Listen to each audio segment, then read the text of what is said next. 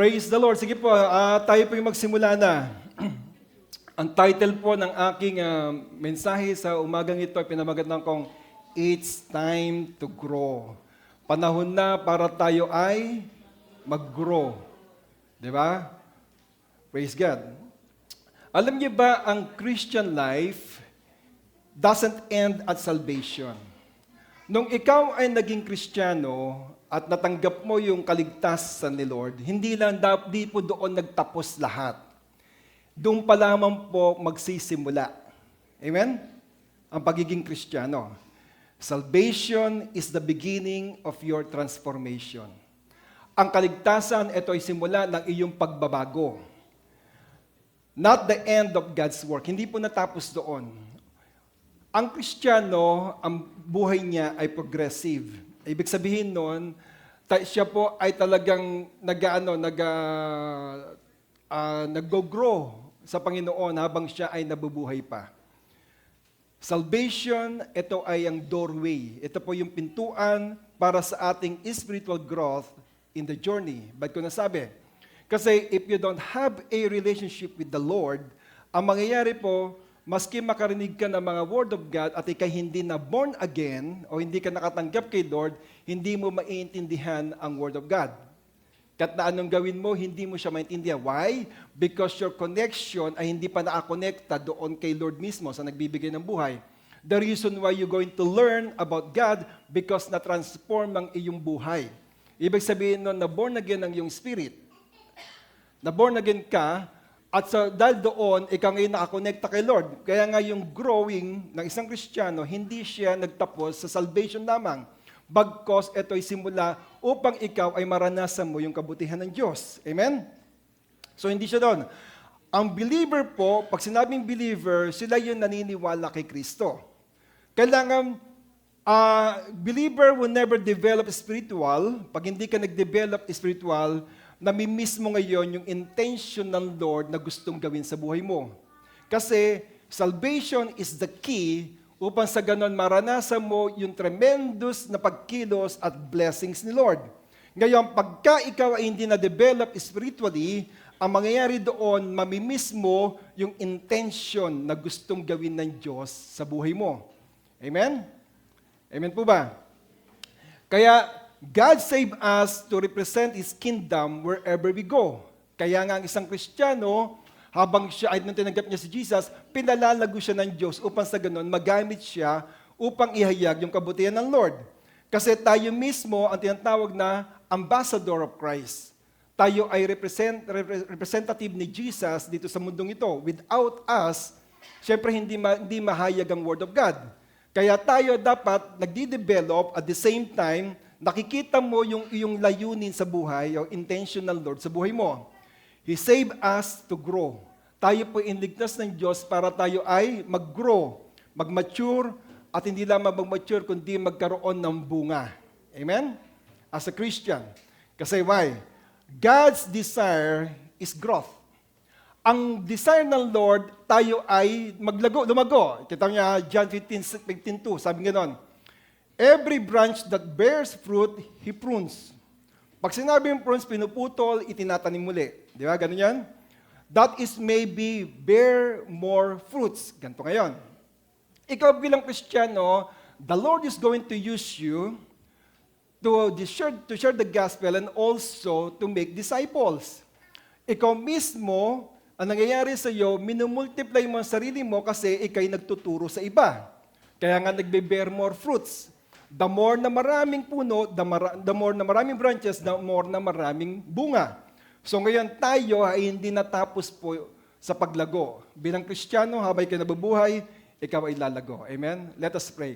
Heavenly Father, we thank you, Lord God, sa umagang ito. Salamat, Panginoon, for the privilege na kami makapag-worship, makapagkantahan, Lord God, at itaas ang iyong pangalan sa aming kalagitnaan, sa lugar na ito. Jesus, salamat po at dalangin namin. I-bless mo ang word na aming maririnig at ito'y magbigay ng pagbabago sa aming mga buhay. Thank you, Father. Be with us, Holy Spirit. Teach us in Jesus' name. Amen. Ngayon, ang tanong ngayon, many believers stop growing spiritually. Maraming mga Kristiyano, tinanggap nila si Lord, Pagkatapos na tinanggap na si Lord, ay para bang nung una na-excite, and then bandang huli, nawala na yung spiritual growth. Nalimutan na dapat sila lumago kay Lord. Ano yung mga dahilan? Kita niya, ha?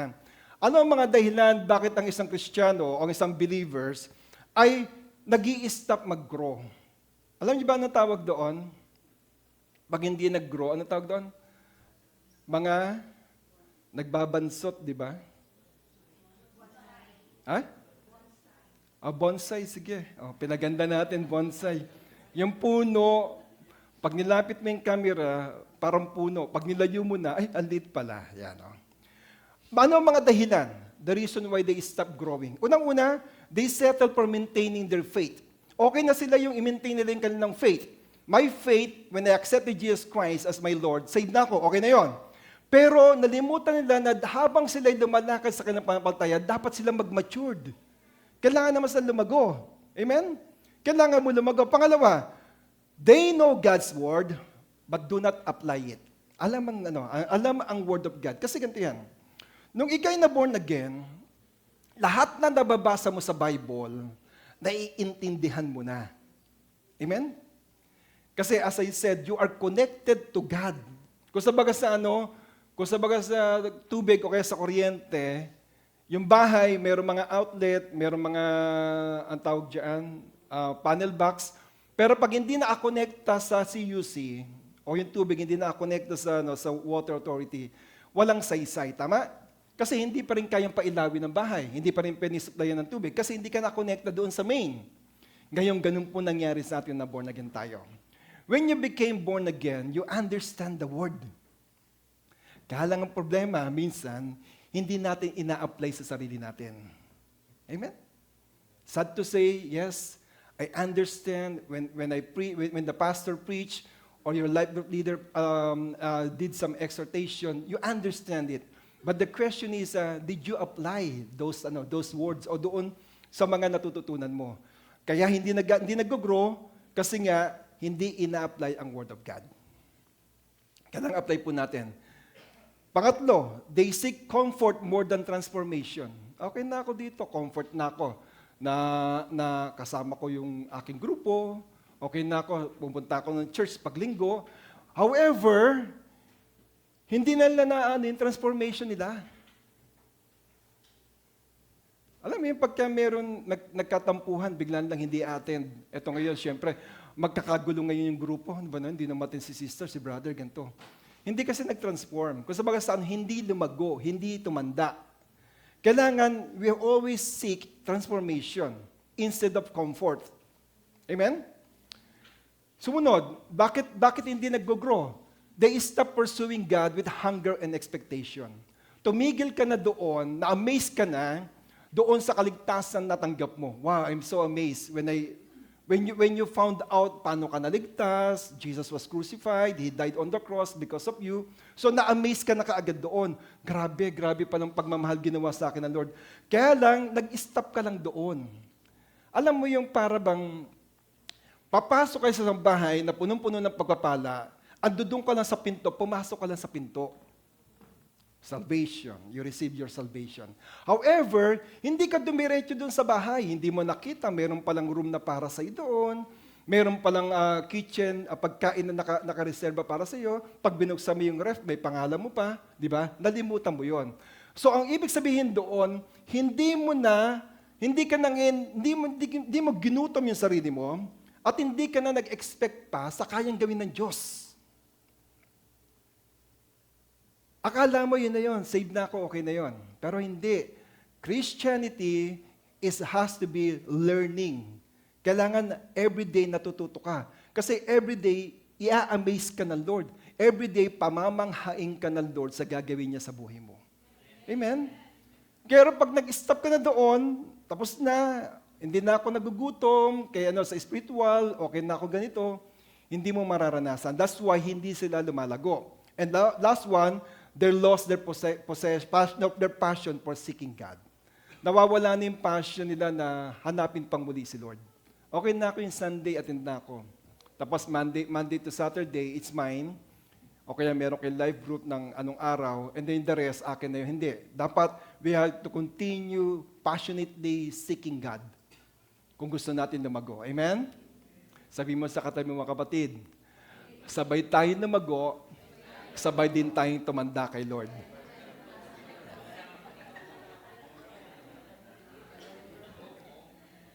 Sometimes we feel that we are spiritually alive. However, not progressing. Hindi nagpo-progress. Alive ka lang talaga. Wow! Yung presence ng Lord, every time na mayroong kantahan sa church, talagang feel mo talaga. No? Ang problema, hindi ka nagpo-progress. Yung para bang MGR, sino mga nakatin ng MGR? May mga tayo makapatiran na naka-attend many times sa MGR, and then they always telling, ang sarap ng feeling ng MGR, parang gusto ko rin subukan. Hindi po, natapos na po yung moment, yung moment with God retreat, tapos na po yun sa'yo, dahil naranasan mo na. Ang kasunod nun, kailangan magpo-progress ka na. Amen? Kasi tayo minsan, okay na yun, yung parang spiritually alive ako, parang gusto ko rin, pinapako uli ako, mga ganun, no? Gusto ko yung parang napapanood ko uli yung passion of Christ, para talagang feel ko si Lord. Hindi po. Ang gusto ng Lord, mag-grow ka bilang isang Kristiyano. Amen? Present in the church. Yes, nasa church. But no transformation. Ay tinatawag doon eh. Present nga sa church, pero pagdating naman ng ibang araw, wala na. Hindi na siya nag-transform. Alam niyo ba ganito yan? Every time you hear the word of God, and also the Bible mention it, the parable of the sower, di ba sabi ko na may mga buto na pupunta sa kalsada lang, may mga bato naman na pupunta may mga buto naman na pupunta sa mga batuhan, meron naman na pupunta sa mga matatabang lupa. Sabing ganoon, ang isang tao daw talaga na excite pag nakakarinig ng word of God. But the question is maintaining the word of God. Anong ginagawa ng kaaway daw? Ginagawa ng kaaway, ninanakaw sa iyan. Meron nga, di ba, sabi ganoon, excited, grabe yung narinig kong word, ganito, ganyan. Pero anong nangyari, ninakaw ng kaaway kasi hindi niya isinabuhay.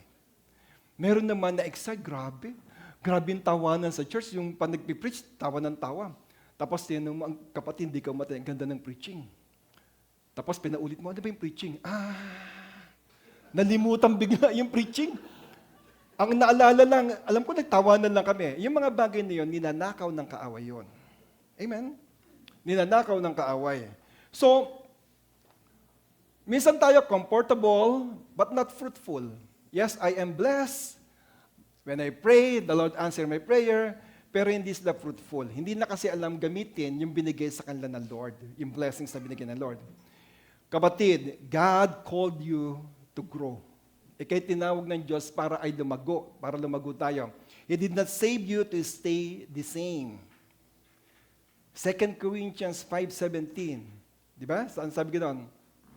If you belongs to God, may transformation. Di ba? If anyone be in Christ, he is a new creation. All things, pag sinabing all things, yung lumang mong pagkatao has passed away. Behold, new things becomes new. Di ba may darating na bago? Ayun ngayon tinatawag na transformation ng buhay. So, si Lord hindi pa finished with you. Tandaan mo yan. Sabi mo sa katabi mo, kapatid, hindi pa huli ang lahat. Hindi pa tapos si Lord sa'yo.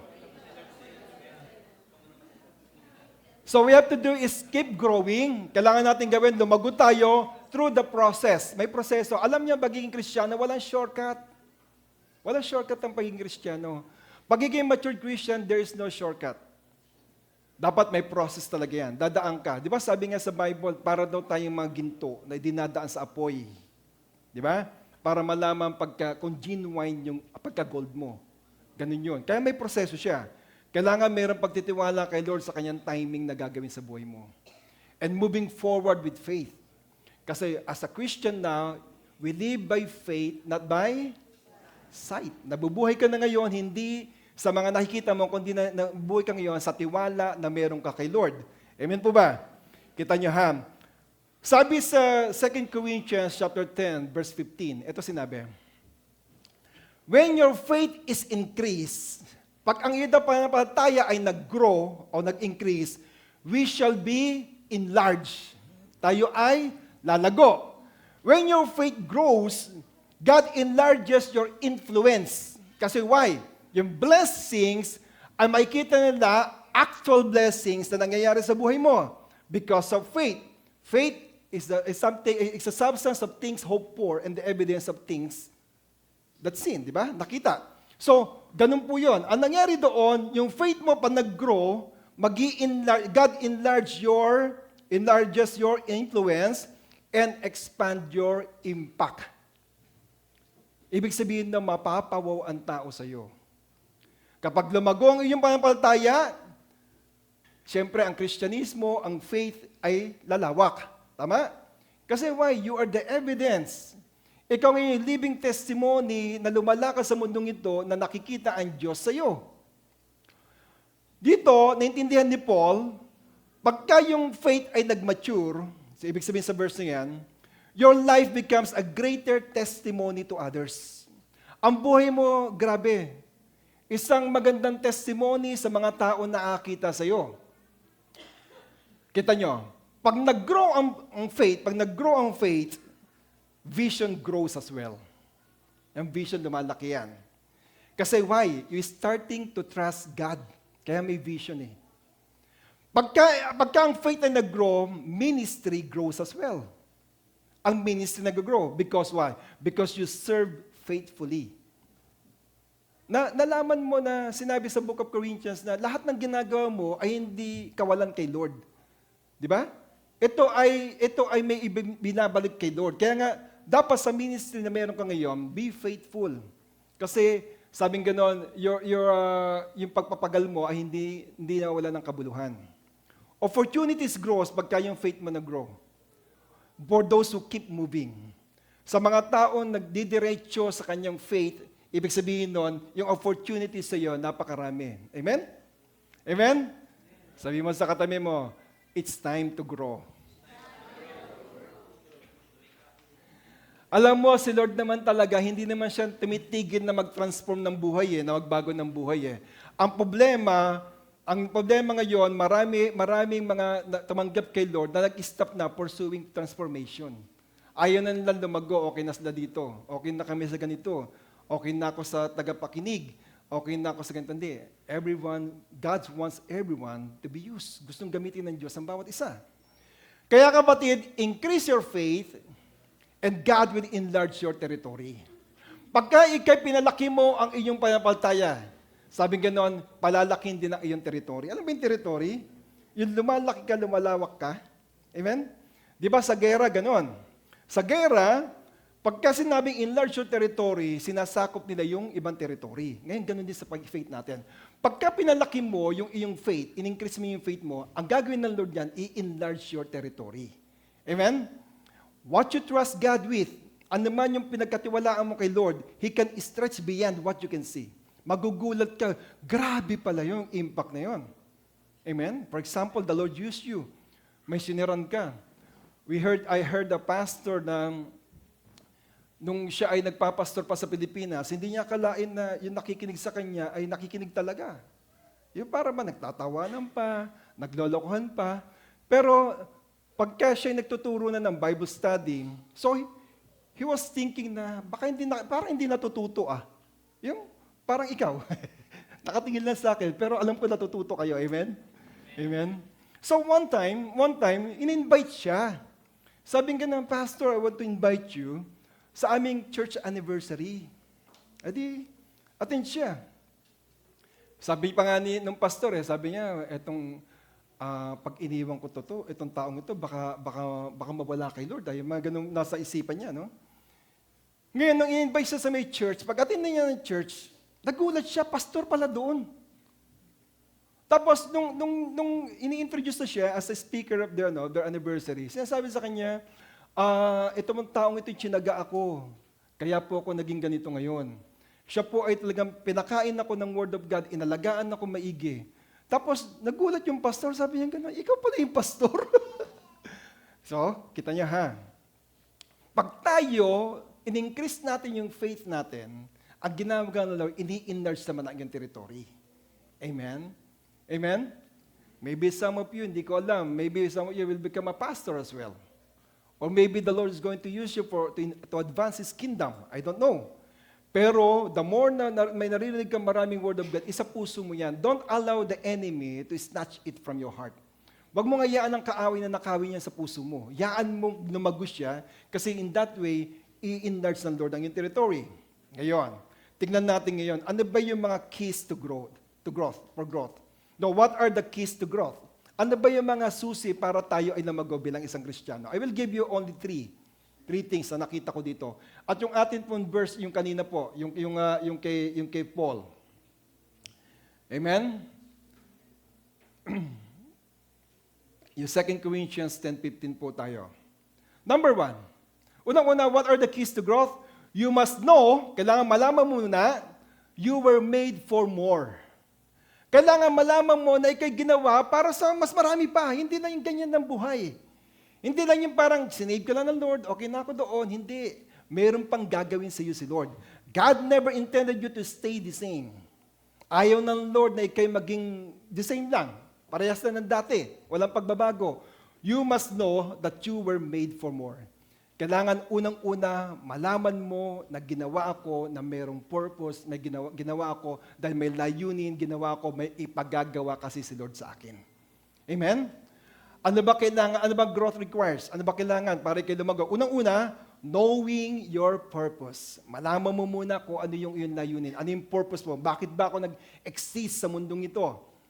Maybe yung unbeliever ka is given na hindi mo alam ang iyong patutunguhan. Pero ngayong Kristiyano ka na, you should know your purpose.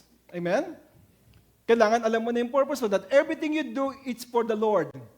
Even though the Lord bless you so much, it's for the Lord. Amen? The Lord bless you with a good job. The Lord bless you with the intellectual. It is given by the Lord. Gagamitin mo lahat kay Lord John. Ayun ang purpose natin. Purpose natin is to share and make disciples. Mag-share at alagaan yung mga share natin. Pangalawa, growth requires knowing your assignment. Dapat alam mo kung ano yung assignment mo. Kung ano yung pinagagawa sa'yo ni Lord.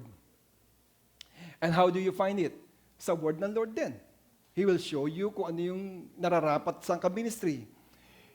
God does not call you to remain you are. Tandaan niyo pa, paulit-ulit ko pa sinasabi, ikay tinawag ng Diyos, hindi lamang para mag-remain ka lang sa kung saan ka ngayon.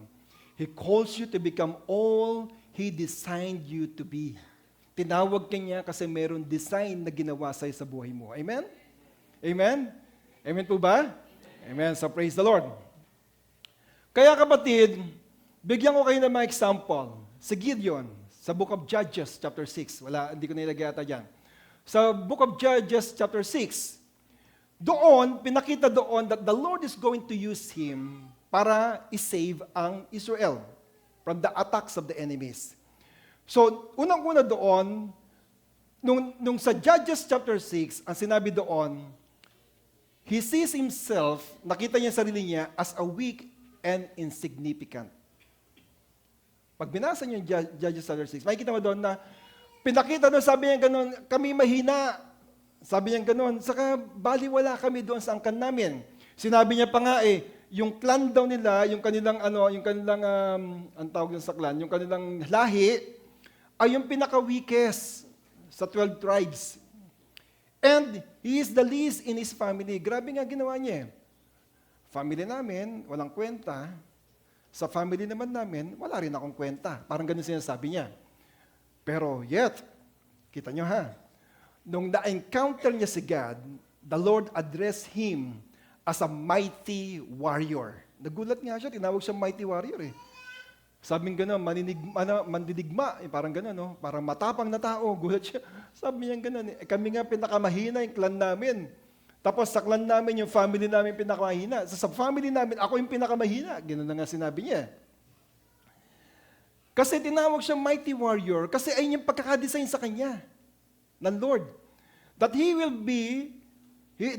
redeem the Israel in the hands of the enemies.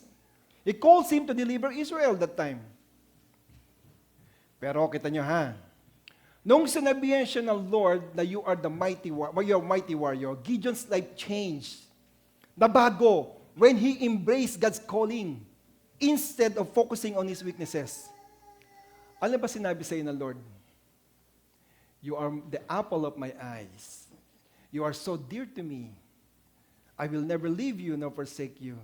You are more than conqueror through Christ. Sinasabi ng Lord sa atin yan, di ba? Sa Bible. You are my ambassador. Ang dami sinabi, ano pa? You are my mighty, you are my love. Ang dami, you are my child. Sinasabi ng Lord yun. Alam mo, yakapin mo yung mga yon, yung mga nababasa mo sa Bible, your life will be changed. Kagaya niya, ni Gideon. God mentioned, hindi nakita ng Diyos yung kanyang weaknesses, yung kanyang kahinaan. Hindi nakita ng Diyos yung ang kanila, kundi nakita ng Diyos yung dinesign niya para kay Gideon. The Lord also has a design in your life. May design din si Lord sa buhay mo. Ngayon, the more na nagbabasa ka ng Bible, you will find out who you are in Christ. All you have to do is embrace it. At kita mo, yung mapopokus mo, kung gaano ka tatawagin ng Diyos, kesa makikita mo yung kahinaan mo. Amen? Ang plano ng Diyos sa atin, from the very beginning, and I mentioned in New Testament, that God's plan is for you to become more like Christ. Di ba? Ginawa nga ginawa ni Pablo, sabi niya nga, I imitate Christ so that imitate me. Ginagaya ko si Kristo, kaya gayahin niyo ko. So, ang ating pong example ay si Jesus. Amen? Not simply to make it through life. Hindi rin parang, sige lang, para lang medyo mairaos na yung araw na ito. Hindi. Amen? Kita nyo. Pag binasa niyo yung New Testament, hanggang sa Old Testament hanggang New Testament, everything ng kinreate ng Lord ay mayroon design na paglago. Design to grow. Kita nyo? Yung seed. Ang seed, hindi mo akalain, pag tinanim mo, nagiging malaking puno. Tama ba? Ang bata, ang sanggol, misa akala natin, paano ka palalakihin to? Pero nakadesign siya to grow. Lumalaki, di ba? Tama ba? Yung baby ng anak mo, paano kaya ito? Masyadong fragile yung anak ko. Pero he designed, or the baby, or the human is designed to grow as well. Tama? Lumalago tayo. Yung puno, mas lalaki pa malayo, malaki. Kaya ganun din po yung ating faith. Faith should grow. Kasi ang faith is intended to grow. Ang pagkakaano po ng faith ay kailangan siya ay mag-grow. Amen. Sabi mo sa katabi mo ulit, pareho tayong mag-grow kay Lord. Marami kasi mga Kristiyano, they've been saved for a long time, many years. I don't know how long you've become a Christian. Hindi ko alam kung gaano ka na Kristiyano. Maybe bata ka pang Kristiyano. Maybe you've been as a Christian for 10 years. O andito ka na by the way, yung ating pong church will be celebrating 20th anniversary. Amen? At ito po yung mangyayari sa October. So, next month po, you will hear a lot of announcement patungkol po sa ating anniversary. Are you ba excited sa ating anniversary? Amen, amen. So many Christians have been saved for years, but still, ganito pa, worry about everything. Nagwo-worry pa rin about everything. And then, you have tried God many times sa buhay mo. Hindi ka pinagkulang ng Lord, pero every time na mayroong problema, nagwo-worry ka pa rin. Alam niyo ba yung palaging nagwo-worry, ito yung nagte-turns every moment into a problem. Pag nagwo-worry ka, nagiging problema siya. That hasn't happened yet. Nagwo-worry ka, nagiging problema na hindi pa naman problema. Amen? So maraming Kristiyanong ganoon. Pero ang sabi ng Lord, cast your cares upon me because I care for you. Sabi ni Jesus. Pangalawa, but hindi siya, no? But many Christians been saved for years, but still avoid serving. Ayaw mag-serve kay Lord. When you avoid serving, alam ba nangyayari? Life becomes self-focused. Pag ayaw mag-serve kay Lord, ayaw mo magpagamit kay Lord, ang nangyayari dyan, nagiging self-focused and stops expanding. Hindi ka lumalago. Kasi every time that God used you, and the Bible mentioned also that God is a God of promotion. Amen? He will promote you. It doesn't matter what your ministry right now, in due time, the Lord is going to promote you. Amen? Meron po kasing kay Lord, growing nga. Hindi pa pwedeng stagnant lang. Pangalawa, the reason why maraming Christian na saved na but still refuse to trust God. Marami pa rin dyan na ang tagal ng Kristiyano, hindi pa rin nagtitiwala kay Lord. Kasi why? Tinitingnan yung problema instead yung taga-solve ng problem. Nakikita in a barely eyes yung problema, yes, may problema, pero yung faith na wala. Refuse to trust God. If you don't trust, you won't find peace or direction. Pagka hindi ka nagtiwala kay Lord. Ano pa mga dahilan na bakit ang mga Kristiyano ay hindi have been saved many years, pero ganito pa rin ang kanilang nararamdaman? Live in fear. Minsan namumuhay pa rin sa takot. Alam niyo ba ang fear? Led by fear, a decision run from problems instead toward direction. Alam mo yung mas maganda yung hinaharap mo yung problema kaysa tinatakbuhan mo yung problema. Kasi hindi po mawala ang takot pag hindi mo hinarap. Amen? Maybe some of you may fear of height, fear of water, pero pag sinubukan mo pala, bihira, ganito lang pala yan. Kaya kapatid, God expects growth. Ang Diyos ang nag-i-expect siya na ikay lalago. Growth should be visible sa buhay ng Kristiyano. Sabi sa 2 Peter chapter 3 verse 18, grow in the grace and knowledge of our Lord and Savior, Jesus Christ. Tayo daw lumago sa grasya, sa biyaya, at sa karunungan ng ating Panginoong Hesukristo. And everything was written in His Word.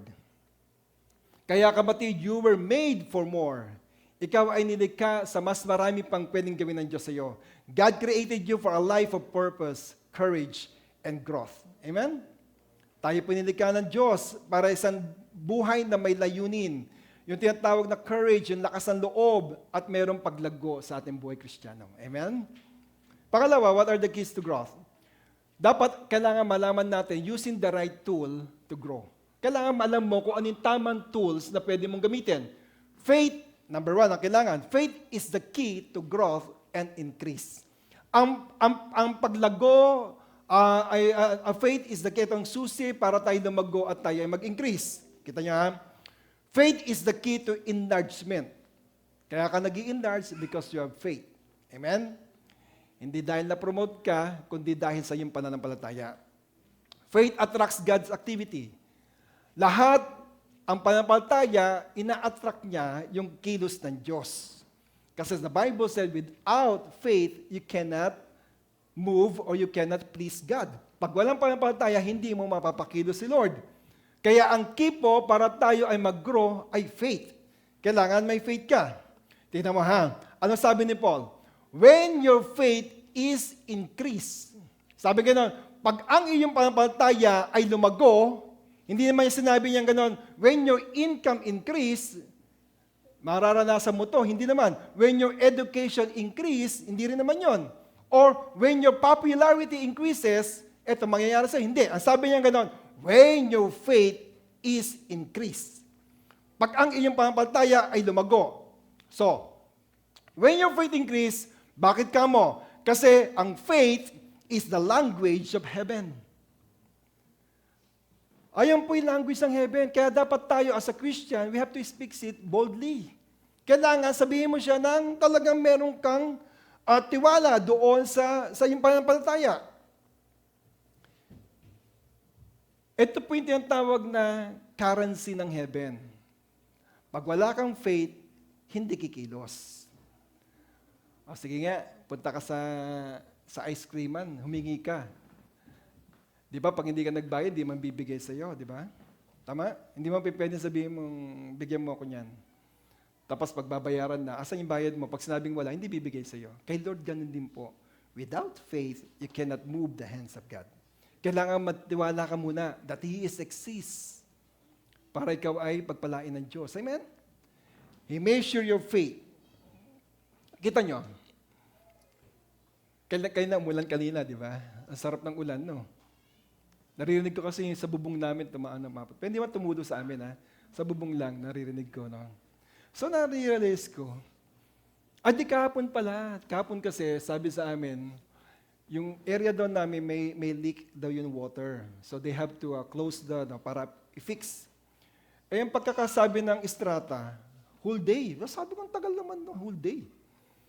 E di, sabi ko kay Pastor, igib ka na ng tubig kasi parang buong araw daw walang tubig tayo. Yung area lang naman namin, hindi man lahat, no, kami lang. E di na-realize ko, bakit gumamit ng bucket, may maliit na bucket, may malaking bucket, di ba? Ngayon, nung bata tayo, sa ulan, di ba, nag-aantay ng bucket, ano ba yung bucket? Timba. Timba. May malaking timba, siyempre, minsan may maliit na timba. So pag umulan, di ba, yung parehong timbang yung malaki na yan, maliit na yan, napupuno yan. Kasi yung rain, bumabagsak siya equally. Tama? Kung ano yung kanyang bagsakan ng tubig, nagkakaroon ng laman. Pero, ang pagkakaiba naman, yung capacity. Pag malaki yung lagay mo, drum ang nilagay mo, mas maraming tubig. Pag maliit naman, pag tabo lang, edi syempre hanggang tabo lang ang kayang punuin ng ulan. Many people are asking God for more while refusing to enlarge their faith. Hingi tayo ng hingi kay Lord. Hindi mo naman pinalalaki yung faith mo. Yung para sinabi mo, humingi ka kay Lord ng something pero nasa back of your mind, imposible mangyari. Humingi ka pa, hindi ka magtiwala. Amen? Amira? Di ba? So, ibig sabihin nun, when you ask something from the Lord, enlarge your faith. Kasi ang faith kasi, kayang gumawa ng imposible. Amen? Hingi ka ng salary. Inisipin mo naman, hindi kayang bigyan ng company. Hingi ka ng salary. Pag nagsulat ka sa sa iyong prayer request, promotion, increase in salary. Tapos sa isip mo, barat yung amo ko. Oh. So manampalataya ka na kayang i-touch ng Lord at kayang paunlarin ng Lord yung business. Amen? In that way, pa-increase lang ka ngayon. Amen? So, God's blessing is always available. Ang pagpapala po ng Diyos, ang blessings po ng Lord ay lagi po yung available. But, faith determines capacity. Ito yung nag-aayon lamang sa iyong pananampalataya. If your faith is big, so expect more blessing. If your faith is small, so of course, you will get small things as well. So, God wants to enlarge your capacity. Hebrews chapter 11 verse 6, without faith, it is impossible to please God. Kaya ang key po, dapat, alam mo yung tools na gagamitin mo para kayo mag-grow, ayun po, ay ang pananampalataya. Ngayon, nalaman mo na pag wala palang pananampalataya, imposible mong ma-please si Lord. So you as a Christian, kailangan you have to live by faith. Si Abraham, tingnan niyo si Abraham ha. Si Abraham naman, hindi naman siya sa Genesis chapter 12, tinawag siya ng Lord. Di ba, pinaalis siya sa kanya. Sabi nga nun, umalis ka sa iyong, sa iyong tahanan, umalis ka sa iyong angkan, meron akong pagdadalhan sa iyo at pagpapalain kita. Lahat yung pinakita ng Lord sa kanya. Abraham ay hindi naman siya naglumago dahil nakuha niya yung mga sagot kay Lord. Kasi baga sa sinubo niya ng Lord sa kanya. Ano sabi sa kanya? I will make you a father of many nations.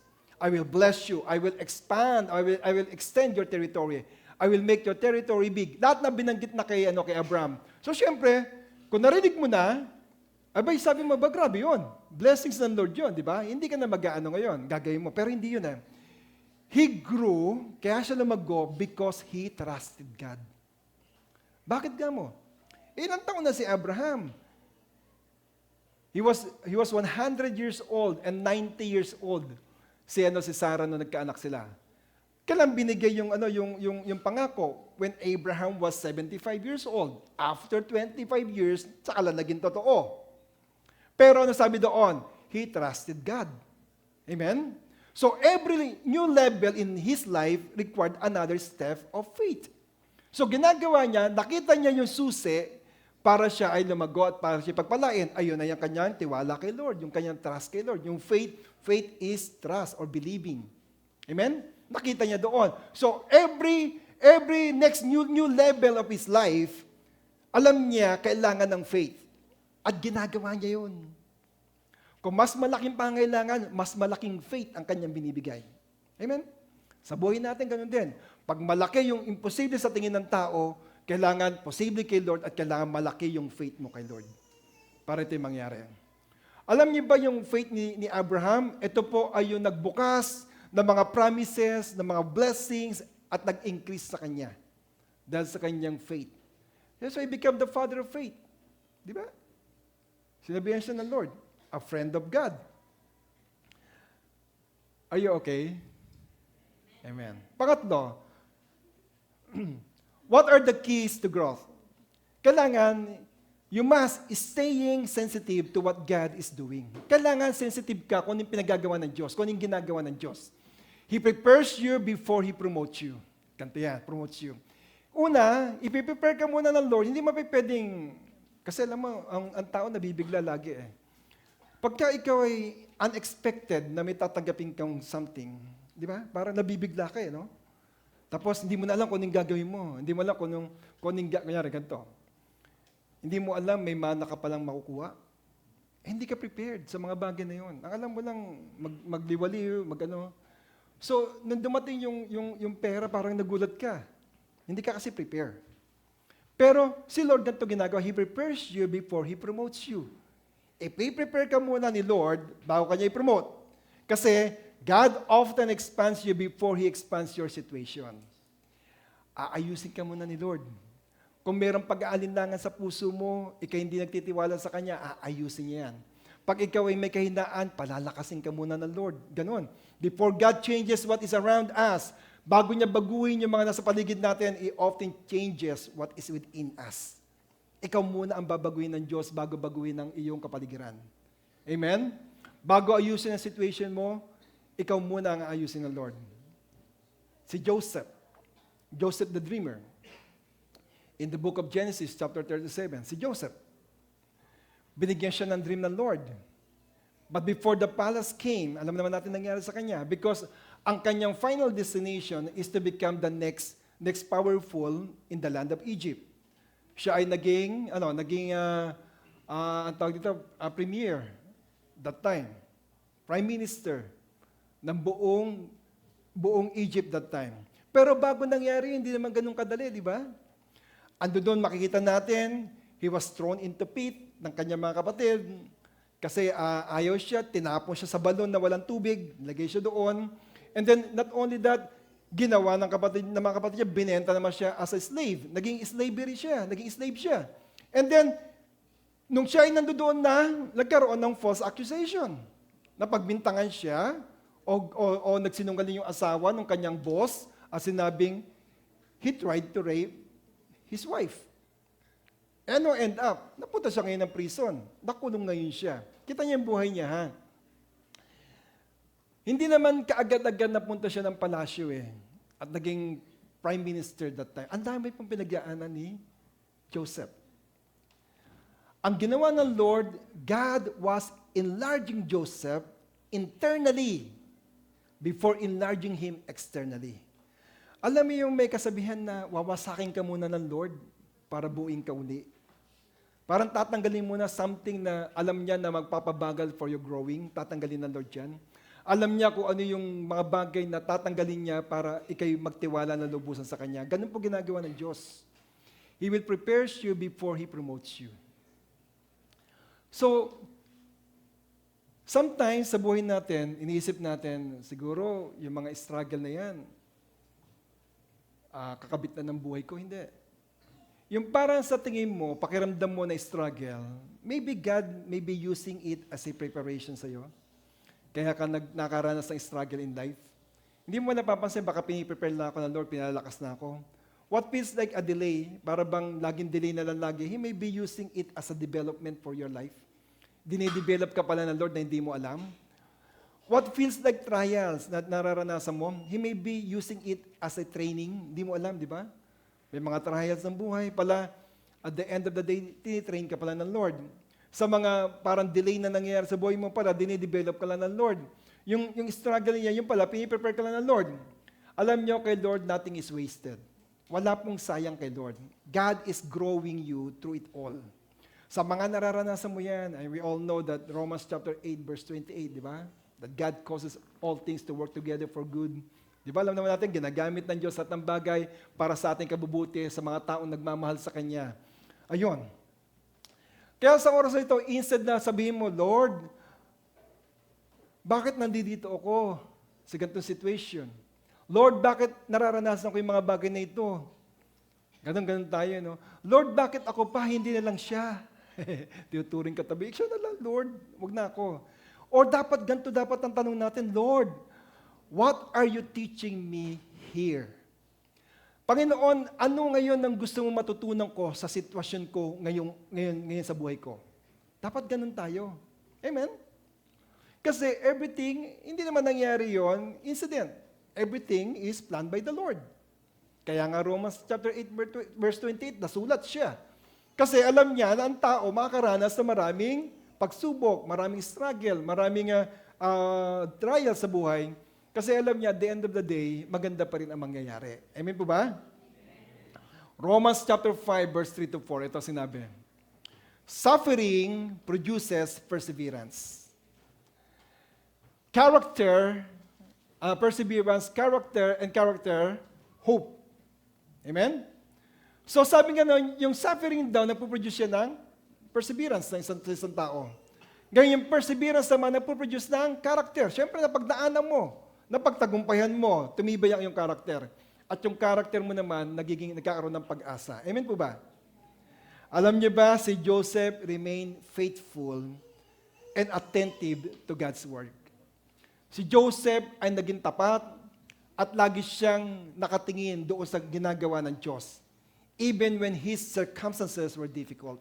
Kahit na alam niya yung buhay niya napakahirap, ang alam niya, may plano ang Diyos sa kanya. Sa buhay mo, may struggle, may delay, meron trials, pero ang alam ko, may plano ang Diyos sa buhay mo. At ito hindi magbabago. Amen? Hindi siya magbabago. Kita nyo, nung dumating na ngayon yung opportunity sa kanyang promotion kay Joseph, si Joseph was ready because God had already prepared him. Ready si Joseph. Ngayon, sa buhay natin ganun din. Maybe, hindi pa nakakamit kasi the Lord is still in process in your life. May proseso pa rin ginagawa sa buhay mo. And then when the Lord is ready, promotion comes. Amen? May promotion talagang darating sa buhay natin. Amen. Sige, walapakan natin si Lord. Pang-apat, what are the keys to growth? Siyempre, you have to confront the obstacle. Kailangan, i-confrontahin mo, harapin mo kung ano man yung balakid. Fear is the barrier. Unang-una yan. Alam nyo, ang umahad lang lagi yan, takot lang naman eh. Pero faith is the breakthrough. Pagka na-overcome ang fear, at papasok ang sa tinatawag na faith, may breakthrough pong mangyayari. Kasi, ang fear, nakikita niya, obstacle, yung mga hadlang. Pero ang faith, nakikita niya ay opportunities. Amen? Fear is an enemy of expansion. Alam niyo ba, ang takot, siya yung kaaway para sa expansion. It shrinks vision and it stops growth. Pinaliliit niya yung vision, no? At inihinto niya yung paglago. But faith enlarges what fear limits. Pero yung mga takot na yan na meron ka, kayang i-enlarge ng Lord yan sa'yo. Kita nyo, minsan ang takot, ganito sinasabi, diyan ka na lang sa kung anong meron ka ngayon. Stay where you are right now. Mahirap maghanap ng ibang trabaho ngayon. O kaya mahirap ma-promote. Kung nasaan ka, diyan ka na lang. Ganyan takot, diba? You fear, maybe, tingin mo, tama ba yung decision ko na magpalit ng trabaho? O tama ba yung decision ko na mag-ask for promotion sa yung boss?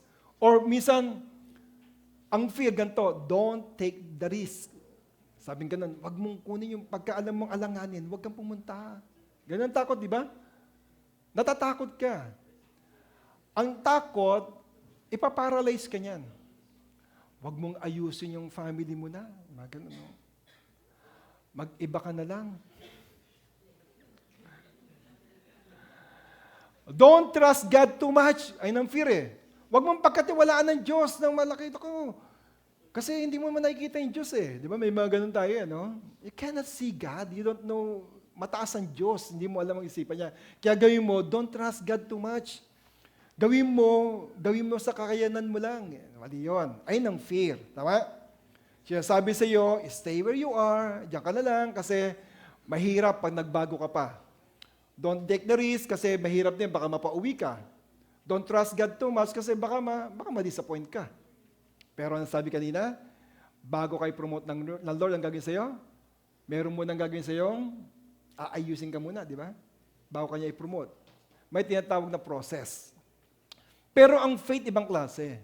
Ang faith, sabi naman ng faith, move forward. Diretso lang, lakad lang. Si Abraham nga, walang kaalam-alam kung anong gagawin niya. Pero sabi ng Lord, sabi niya nga, Lord, ito na ba yung binibigay mo? Hindi pa, lakad pa. Ang daming lakad na ginawa niya. Ito na ba yung promise land? Hindi pa yan. Sabi kay Abraham, hindi pa yung ibibigay ko sa inyo na Faith says, trust God. Magtiwala kay Lord. Faith says, believe again. Paano? Okay lang. Kung hindi mo nakuha sa una, okay, baka merong gusto ipaalam sa iyo ang Lord, kaya hindi mo nakuha. So, believe again, di ba? Ang faith, di ba? Pag hindi mo nakuha sa una, gawin mo sa pangalawa. Pag hindi kaya sa pangalawa, kunin mo sa pangatlo. Amen? Kasi why? Ayun ang faith eh. Naniniwala ka na hindi mo nakikita, naniniwala ka sa mga bagay na hindi mo nakikita, pero naniniwala ka na merong resulta. Hindi mo nakuha ng una, okay lang, sige pa, isa pa. Pag hindi nakuha, sige lang uli. Kita niyo, si Pedro, yung sa Matthew chapter 14, verse 29. Are you okay? Amen? Sa Matthew 14:29, ito yung that time na naghamon si Pedro na sabi niya, Lord, gusto kong pumunta sa iyo. Dahil nagpakita si Lord sa tubig, di ba? Maglalakad siya. Pero ito sinabi ni Jesus, come, Jesus said, then Peter got down out of the boat and walked on the water. Kita niyo, ha? Faith. And we all know, pag binasa mo yung mga following verses, when Peter focused on Jesus, he walked. Tama ba? Tama, nakalakad siya dahil nakatingin siya kay Lord eh. But when Peter focused on the storm, he sank. Lumubog naman siya. Kaya na dapat tayo nakafocus kay Jesus. Jesus is the anchor of our faith. The storm didn't change, tama? Hindi man nagbago yung storm eh. Problema ng buhay, minsan nga redundant lang, paulit-ulit lang. Hindi nagbabago yan. Pero yung focus, nagbabago. Kaya ka magtitiwala? Kay Lord o sa problema mo ngayon? Kay Lord. Kasi yung problema, andyan yan lagi. Pero yung solution din ng Lord, palagi rin nandiyan dyan. Amen. God always has solution for everything. Kaya kapatid, sabi mo sa katabi mo, don't change your focus. Huwag mong baguhin yung focus mo kay Lord. It doesn't matter ano man ang nararanasan mo, ano may nakikita mo ngayon, don't change your focus.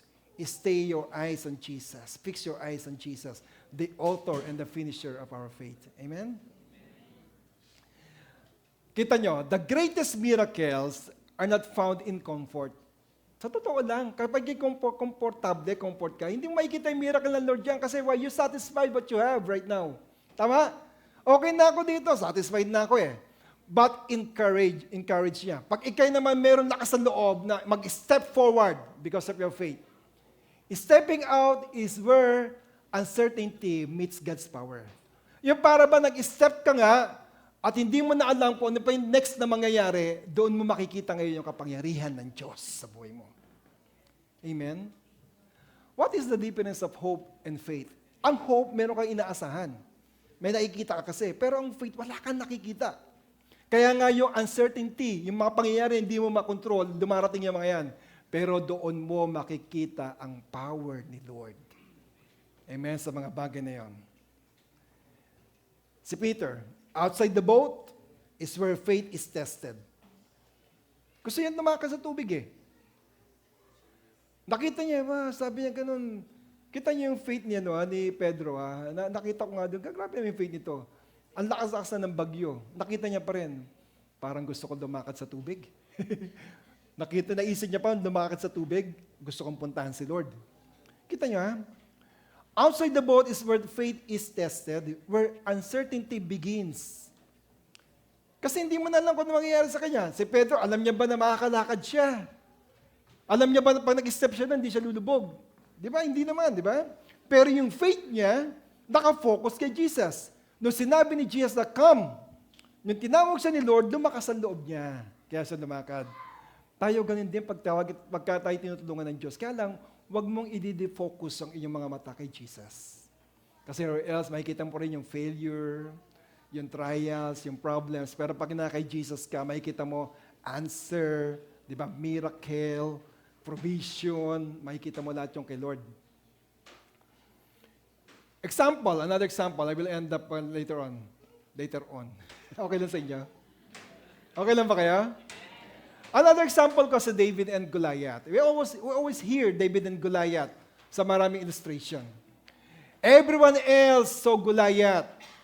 Lahat sila nakita na si Goliath as an obstacle too big to defeat. Ang tingin na kay Goliath, hindi nila kayang talunin talaga. Kung sa baga sa wala nang pag-asa. Pero si David, iba yung nakita. Ang nakita ni David, opportunity for God to display His power. Nakita niya na ito ang opportunity para ipakita ng Diyos ang kanyang kapangyarihan. Kita nyo, pareho may problema, iba yung perspective. Iba yung pagkakaintindi sa problema. Yung tao, majority, takot, kasi malaki. Kay David, iba yung nakita niya, opportunity para mapakita yung kapangyarihan ng Diyos. Sa buhay natin, ganun din po mga kapatid. Amen? Para makita yung miracle ng Lord sa buhay mo. When you are in trials, when you are in problem, trust God para makita yung miracle ni Lord. Yung faith ni David, na-overcame niya yung kanyang takot that had paralyzed an entire army. Ito kasi na-overcame niya yung kanyang takot na nag-paralyze doon sa entire army ng Israel.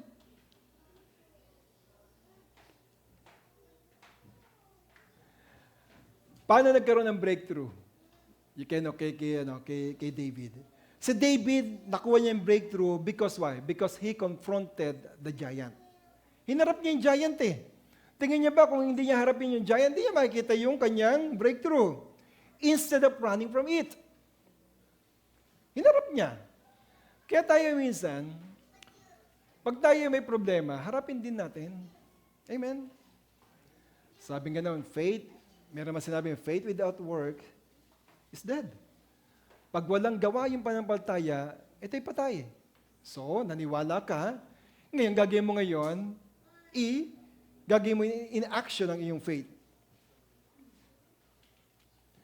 Minsan kasi, yung nakikita nating higante o giant sa harap natin, maybe ito pala yung opportunity for you para gamitin ka ng Diyos to demonstrate His greatness. Natatakot ka sa giant, pero ito pala yung opportunity na nilalagay sa'yo ng Diyos para mapakita kung gaano kanya kamahal, gaano kanya pagpapalain, gaano niya papakita ang kanyang greatness. Fear keeps you stuck sometime. Minsan, pinatitigil tayo niyan. Faith moves you forward. Amen? Pero ang panampalataya, pinadidiretso lang tayo niyan.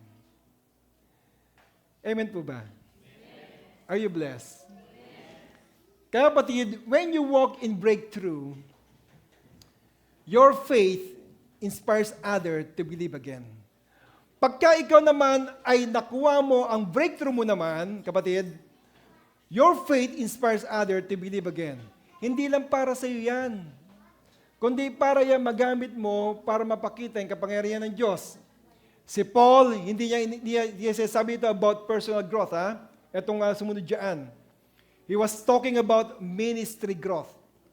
Kung paano palawakin, paano palakin ang ministeryo ng Diyos. Your faith ay nag-i-impact yan sa maraming tao sa paligid mo. Amen? Makitaan ka na magandang pagpapala, sigurado yun. Grabe naman itong taong ito. Pinagpapala ng Diyos. Kakabili lang ng ganito. May nabili na naman na ganito. Ano ba yan? Kaya tayo mga Kristiyano, I'll give you some illustration. Sa mga gumagamit ng aircon dito, may tinatawag na thermostat. Tama? At meron din tinatawag sa mga may sakit na thermometer. Tama, di ba? Thermostat and thermometer. Ang thermometer, nire-record niya yung temperature. Kaya nga thermometer eh. Kung ito'y mataas, marirecord niya yon. Pero ang thermostat, binabago niya ang temperature. Amen? Pag nilakasan kong AC, nilagay ko sa 10, ginaw tayo lahat dito. Ang ginalaw ko ay thermostat. Amen? So, maraming Kristiyano, there are thermometers. Nire-record na nila yung temperature. They simply reflect the environment. Para bang nakatingin na sa paligid lagi. Amen? God wants believers to be thermostat. Bakit? People would change the atmosphere through faith. Yung binabago yung kapaligiran sa pamamagitan ng iyong pananampalataya. Sabi mo sa katabi mo, kapatid, thermostat ka. Hindi ka thermometer. Amen? So Matthew chapter 5 verse 16. Let your light shine before others. Yaan mo makita yung iyong kaliwanagan na maraming tao. Kapatid, your family needs your faith. For them, para madala mo kay Lord, kailangan makita yung faith. Your children need your faith as well. Makita nila yung Christ-like sa buhay mo. Your church needs your faith as well. Upang sa ganun, makahikayat tayo na mas marami pa at may dala natin sa paanan ng Diyos. Your community or Filipino community needs your faith. Amen? Upang sa ganun, makita nila na ang Diyos na ating pinaglilingkuran, na ang Diyos na ating sinasamba, ay Diyos na buhay. Amen? Your breakthrough, your victory is not only personal. Hindi lang po para sa inyo yan. It is meant to strengthen others. Pag may nakita tayong may ginawang maganda ang Diyos sa buhay niya, lumalakas din tayo. Ang JA1, ang motto natin, pag binless yung katabi mo, sino ang kasunod? Ako na, di ba? Hindi tayo yung pag binless yung isa, naiinggit ka, hindi. I am next in line. Binless ng Lord si sister, binless ni Lord si brother, ako na ang kasunod na pagpapalain ng Diyos. Amen? Your faith carries influence. Don't underestimate its impact na meron kanyan. Are you blessed? Sige pa, tayo po tumayo lahat.